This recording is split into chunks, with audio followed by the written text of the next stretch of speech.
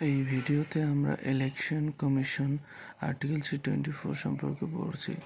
তো নির্বাচন কমিশন 1950 সালে 25শে জানুয়ারি নির্বাচন কমিশন গঠিত হয়। সেই জন্য 2011 সাল থেকে 25শে জানুয়ারি ন্যাশনাল ভোটার্স ডে পালিত হয়।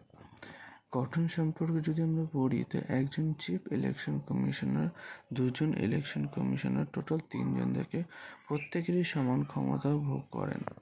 নিয়োগ: প্রধান নির্বাচন কমিশনারকে নিয়োগ করেন রাষ্ট্রপতি। অন্যান্য নির্বাচন কমিশনার নিয়োগের সময় প্রধান নির্বাচন কমিশনার পরামর্শ নেন। কার্যকালের মেয়াদ 6 বছর অথবা 65 বছর, যেটি আগে হবে।